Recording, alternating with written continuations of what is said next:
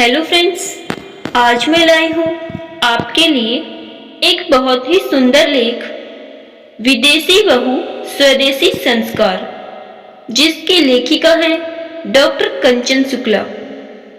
रेवती जी चिंता के साथ साथ डरी हुई भी थी जब से उनके बेटे भारत का फोन आया था। फोन पर उसने कहा कि वह अपनी पत्नी लीजा के साथ हमेशा के लिए भारत आ रहा है।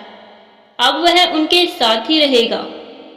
अपने बेटे की बात सुनकर रेवती जी खुश होने के स्थान पर चिंता में पड़ गई कि वह अपनी विदेशी बहू के साथ कैसे रहेंगी, जिसकी परवरिश विदेश में हुई है, जो पाश्चात्य संस्कृति में रंगी होगी।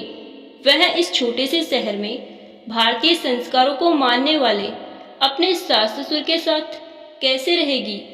वह तो विदेशियों के कपड़े पहनेगी, मैं अपनी बहू को ऐसे कपड़ों में कैसे देख पाऊंगी। यहाँ के लोग क्या कहेंगे, यही सब सोच सोचकर रेवती जी की चिंता बढ़ती जा रही थी। रेवती जी अपने घर के बाहर गार्डन में बेचैनी से टहल रही थी। तभी उनके पति सुरेश वहां आ गए। उन्होंने रेवती के चेहरे की परेशानी को भांप लिया। वह उनके पास आकर हंसते हुए बोले, क्या बात है मैडम, आज आप बहुत परेशान लग रही हैं। जब बात परेशानी की है तो परेशान होना लाजमी ही है, रेवती ने झल्लाकर जवाब दिया। ऐसी क्या परेशानी आ गई जिसने तुम्हें इतना परेशान कर दिया है। हमें भी तो अब आपकी परेशानी का कारण पता चले। सुरेश ने हंसते हुए पूछा। आपको हंसी आ रही है और मेरी जान निकले जा रही है, रेवती जी ने गुस्से में कहा। अच्छा चलो, अब मैं गंभीर हो गया। अब बताओ क्या बात है जो तुम इतनी चिंता कर रही हो, सुरेश ने गंभीर लहजे में पूछा। भारत अपनी विदेशी पत्नी के साथ यहाँ आ रहा है, रेवती जी ने चिंतित स्वर में कहा। अरे, तुम्हारा लाडला बेटा तुम्हारे पास आ रहा है और तुम खुश होने के स्थान पर परेशान हो रही हो। तुम तो उसकी याद में आंसू बहाती रहती हो। अब जब वह तुम्हारे पास आ रहा है तो तुम्हें परेशानी हो रही है। कैसी माँ हो जो अपने बेटे के आने पर खुश नहीं, दुखी हो रही हो। सुरेश जी ने आश्चर्यचकित होकर पूछा। आप मेरी चिंता का कारण समझ नहीं रहे हैं, रेवती जी ने झल्लाकर कहा। जब तुम कुछ बताओगी तभी तो मैं समझूंगा, सुरेश जी ने मुस्कुराते हुए कहा। भारत हमेशा के लिए अपनी पत्नी के साथ हमारे पास रहने आ रहा है। मैं कैसे एक विदेशी बहू के साथ रह पाऊंगी। कहाँ वह इतनी पढ़ी लिखी बड़ी कंपनी में कार्यरत है और विदेशी माहौल में पली बड़ी है। वह मेरे जैसे कम पढ़ी लिखी सास के साथ कैसे रह पाएगी। जो मुझे पसंद होगा वह उसे पसंद नहीं होगा और जो उसे पसंद होगा वह मैं पसंद नहीं करूंगी। इस तरह तो हमारा घर कुरुक्षेत्र का मैदान बन जाएगा। इसमें बेचारा हमारा बेटा दो लोगों के बीच पिसकर रह जाएगा। यही सोच सोचकर मैं चिंता कर रही हूँ और मेरा मन भी डर रहा है, रेवती जी ने चिंतित स्वर में अपने मन की परेशानी को व्यक्त किया। हो सकता है कि तुम जैसा सोच रही हो वैसा कुछ न हो। बहू हमारे भारतीय संस्कृति और संस्कारों को मानने वाली हो। वह तुम्हारे साथ एक भारतीय बहू की तरह रहे, सुरेश जी ने गंभीरता से कहा। आप भी कैसी बातें कर रहे हैं।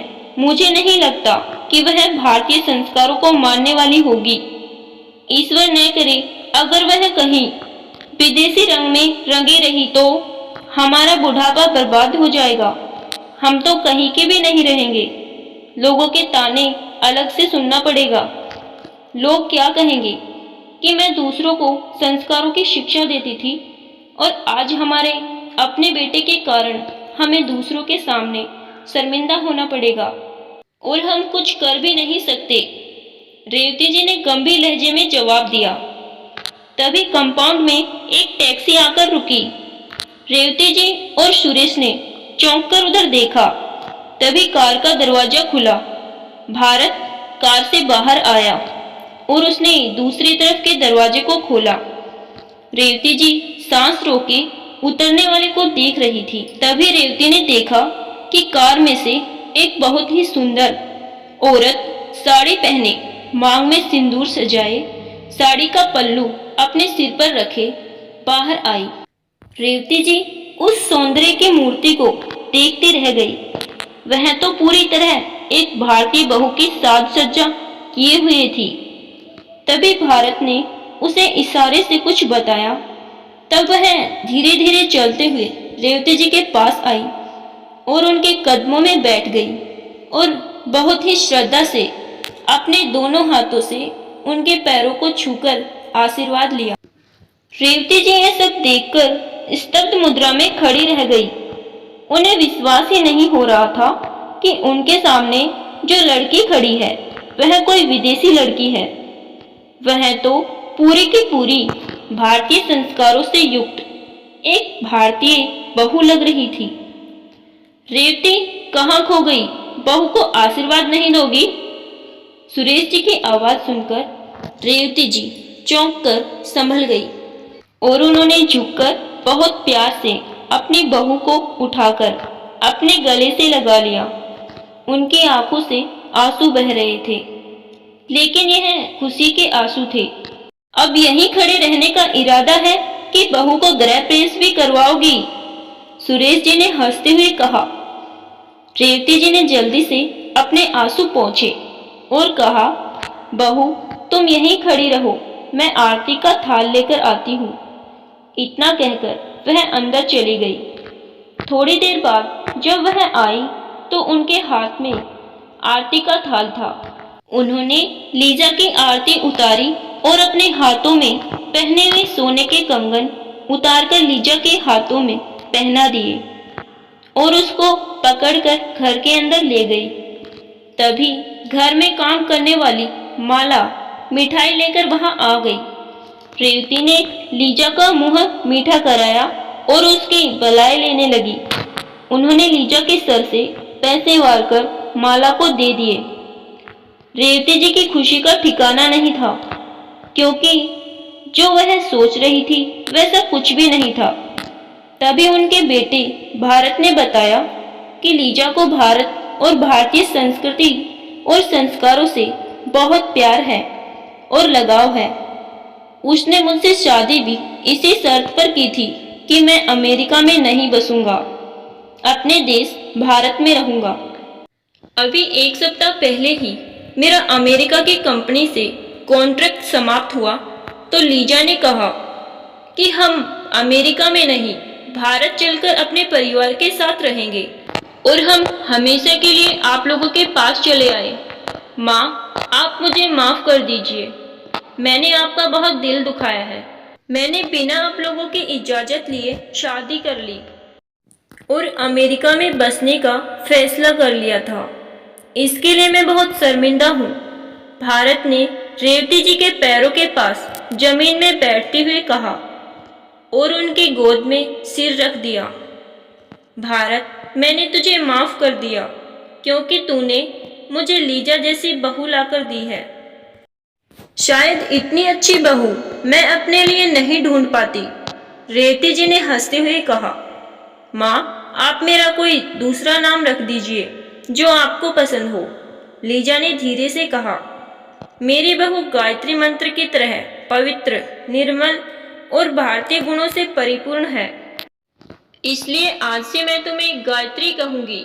रेवती जी ने इसलिए आज से मैं तुम्हें गायत्री कहूंगी। रेवती जी ने मुस्कुराते हुए लीजा के सर पर हाथ फेरते हुए कहा। लीजा भी भारत के साथ ही जमीन पर रेवती के कदमों में बैठी हुई थी।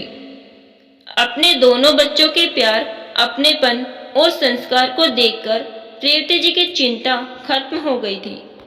उनके दिल का डर भी गायब हो गया था।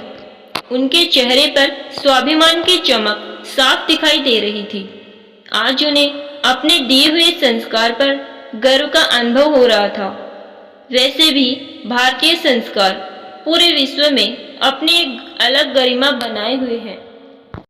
यह भारतीय संस्कार की शक्ति ही थी जिसने लीजा जैसी विदेशी लड़की को भारतीय संस्कार से ओत-प्रोत कर दिया और वह अपने देश को छोड़कर भारत में अपने पति भारत के साथ रहने आ गई। तो दोस्तों, आज की कहानी आपको कैसी लगी कमेंट बॉक्स में ज़रूर बताइएगा। और अगर कहानी पसंद आई तो वीडियो को लाइक करें और अपने दोस्तों में ज़्यादा से ज़्यादा शेयर भी कीजिए। और ऐसी ही कहानियाँ सुनने के लिए हमारे चैनल को सब्सक्राइब जरूर कीजिए। Thank you.